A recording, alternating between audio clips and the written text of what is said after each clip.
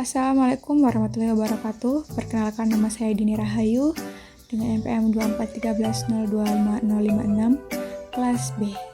Di sini saya akan mengerjakan tugas grafika komputer membuat garis DDA dan Brensenham, penerapan algoritma pembentukan garis DDA dan Brensenham menggunakan HTML, Canvas, dan bahasa pemrograman JavaScript. Kita langsung saja ke tabel Excel-nya. Nah, berikut ini contohnya. Di sini ada variabel parameter x, y, dan xy.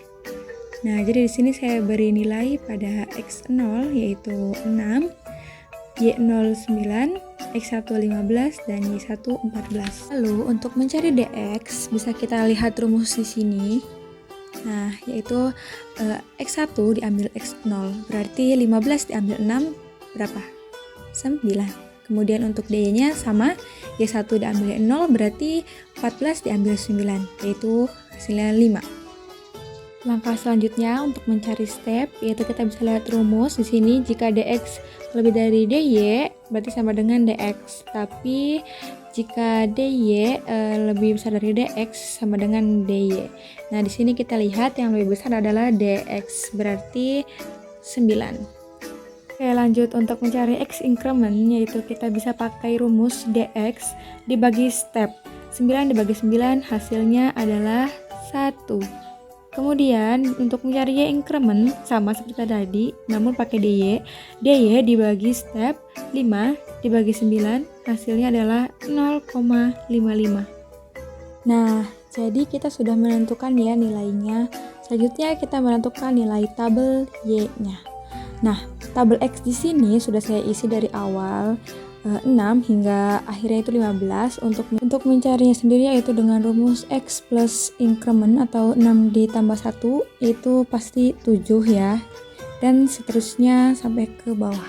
Selanjutnya kita mencari Y incrementnya nih. Y increment sama kayak tadi rumusnya, Y plus increment berarti 9 ditambah 0,55. Hasilnya adalah 9,55. Begitupun seterusnya sampai ke bawah ya. Jadi 9,55 ditambah 0,55 itu hasilnya 10,1. Dan seterusnya sampai ke bawah. Saya percepat ya.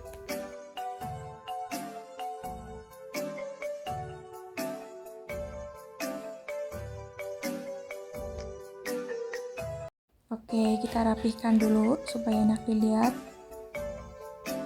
Kemudian setelah kita menentukan Y, sekarang kita menentukan XY-nya. Dimana jika 0, lebih dari 50, maka bilangan akan dibulatkan menjadi nilai berikutnya. Seperti contoh 11,75 itu akan dibulatkan menjadi 12 gitu. Oke, di sini 6,9, 7,10, 8,10, 9,11, 10,11, 11,12, 12,12, 13,13, 14,13, dan yang terakhir 15,14. Nah, kita sudah menentukan semua nih nilainya. Kita lanjut ke garis grafiknya. Grafiknya di sini sudah saya buat, tinggal kita menentukan titiknya. Nah, di sini sudah ada titiknya yaitu XY. Kita tentukan aja ya, kasih warna. Di sini kasih warna hijau.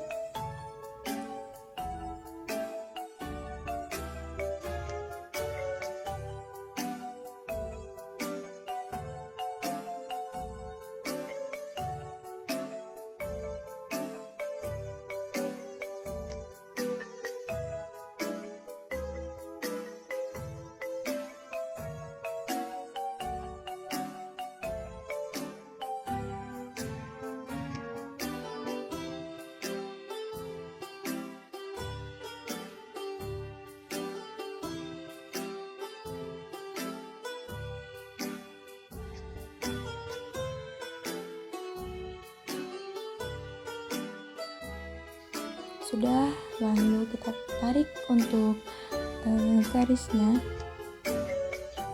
dari titik bawah ke ujung atas.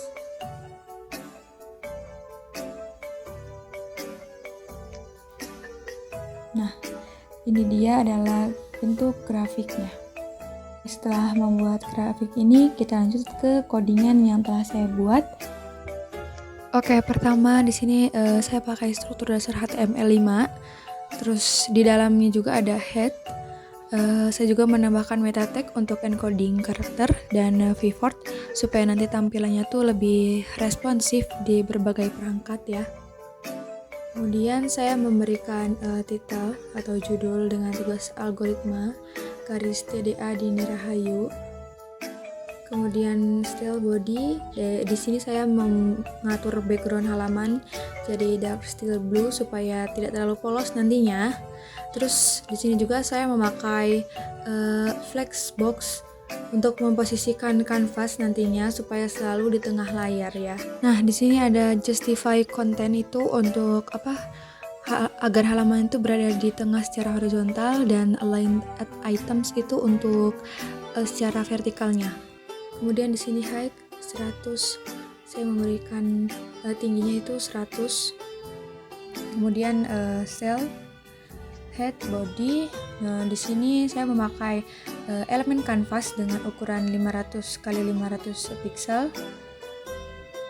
Ya, ada script, lalu let canvas, dokumen get element by ID. Kita panggil kanvasnya. Lalu let ctx canvas get context. Nah, di sini saya ngambil konteks 2 dimensi supaya bisa menggambar di dalamnya. Lalu di sini saya isi background canvas dengan warna light gray supaya nanti garisnya lebih kontras ya, dengan CTX fill style light gray, CTX fill rect 0,0, canvas width, canvas height. Di sini ada function draw DDA. Di sini memanggil fungsi ini untuk menggambar garis dari titik X1 Y1 ke X2 Y2 menggunakan algoritma DDA. Let dx ini untuk perbedaan koordinat x antara titik awal dan titik akhirnya nanti. Kemudian let dy ini tuh untuk perbedaan koordinat y antara titik awal dan titik akhirnya. Let step, di sini tuh jika dx-nya nanti lebih besar, maka panjang garis si sumbu x itu nanti akan lebih dominan ya.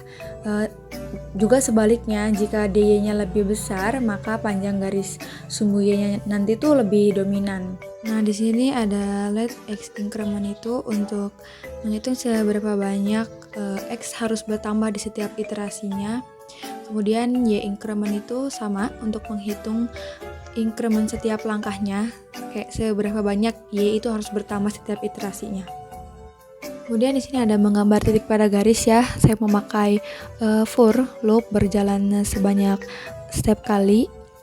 Kemudian ada CTX fill style. Di sini saya memberikan warna pada garisnya yaitu warna hitam.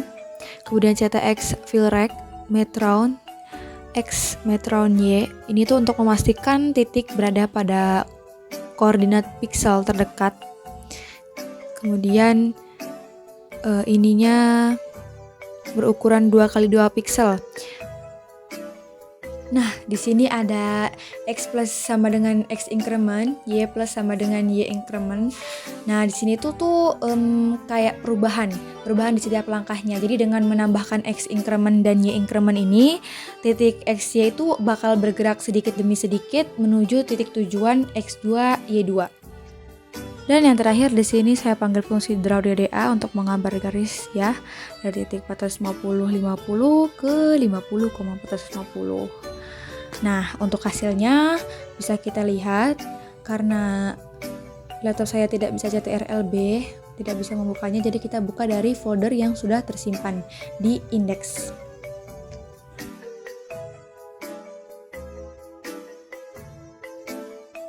Nah, ini dia hasilnya garis algoritma garis DDA sudah saya buat tadi sesuai ya dengan permintaan tadi. Tadi permintaannya yaitu, nah ini bisa dilihat ya di sini background color dark steel blue, light gray, lalu garisnya saya pilih warna hitam. Sudah sesuai ya. Oke, kita lanjut ke garis Blensenham ya. Di sini sudah aku tentukan untuk nilai X0, Y0, X1, Y1-nya. Kemudian di sini kita bakal menentukan nilai DX-nya berapa. Sesuai dengan rumus tadi, DX itu pasti nyarinya X1 diambil X0. 14 diambil 5, pasti hasilnya 9. Kemudian DX sama 1 ambil Y0, 13 ambil 8, hasilnya adalah 5. Kemudian untuk mencari D1, kita bisa lihat rumus di sini yaitu D dikali DY, berarti 2 dikali 5, hasilnya adalah 10.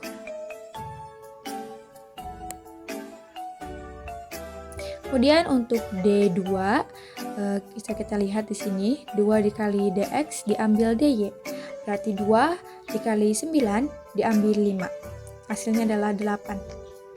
Untuk mencari M, kita bisa lihat rumus di sini. M sama dengan Y1 diambil Y0 dibagi X1 diambil X0.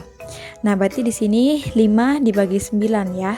Karena sesuai dengan rumus, hasilnya yaitu 5 dibagi 9 berapa ya? 0,5. Jadi kita bisa tulis di sini 0,5. Untuk mencari P, di sini kita bisa lihat rumus P sama dengan D1 diambil DX. Tadi nilainya berapa? D1 10 diambil DX 9 berarti 1. Kemudian di sini kita cari P. 1 X-nya 5. Kemudian Y-nya itu 8.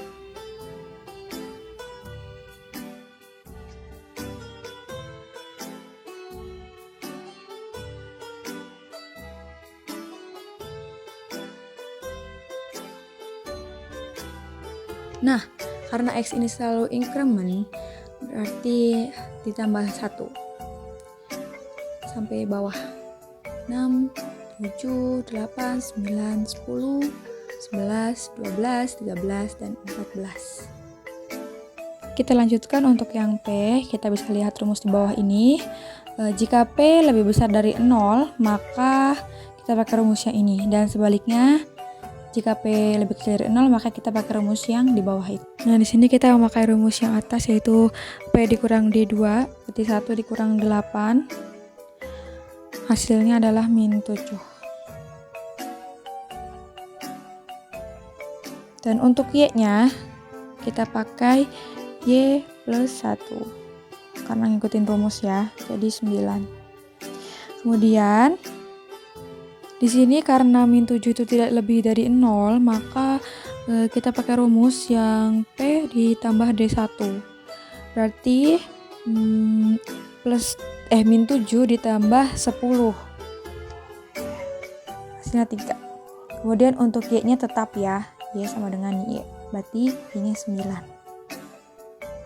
Begitu juga pengisiannya sampai bawah ya. Di sini saya percepat karena untuk mengefisiensikan waktu. Silakan disimak.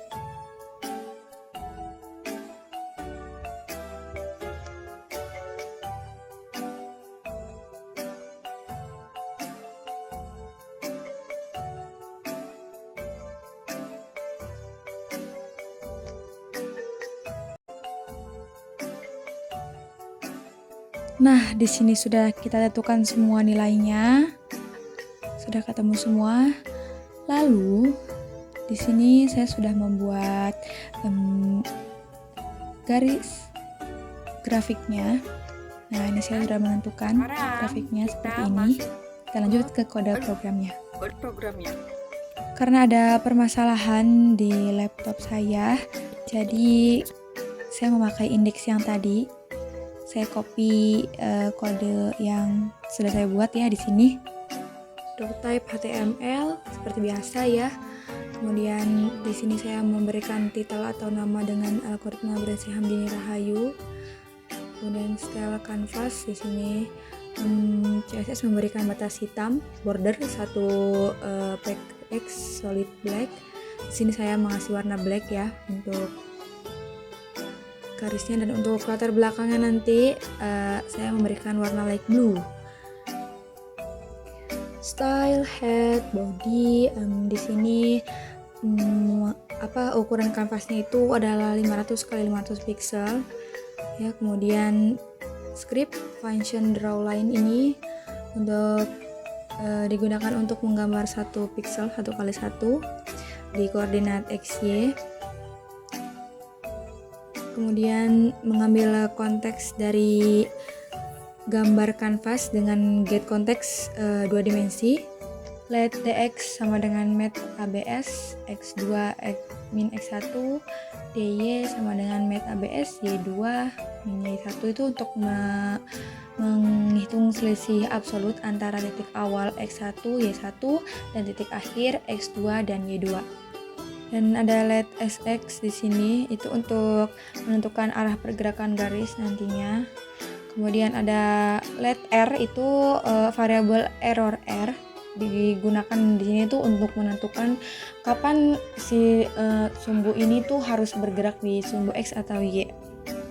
Nah, di sini tuh saya menggunakan perulangan while. Perulangan while ini tuh bakal berjalan terus selama si titik x1 y1 belum mencapai titik x2 y2.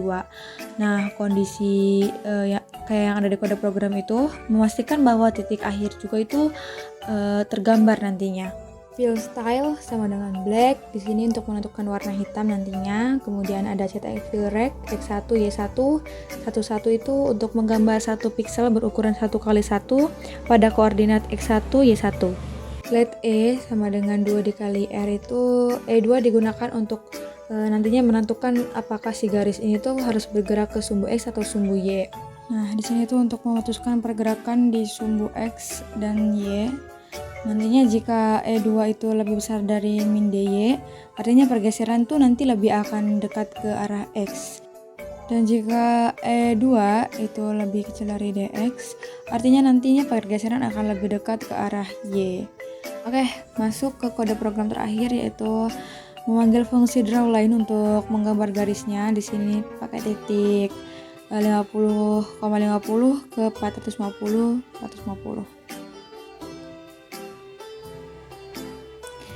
Langsung aja kita lihat hasilnya. Tapi di sini saya tidak bisa .rlb, jadi saya pakai ini ya. Kita buka di dokumen index. Nah, sudah sesuai ya dengan permintaan tadi, dengan garis hitam dan background warna light blue.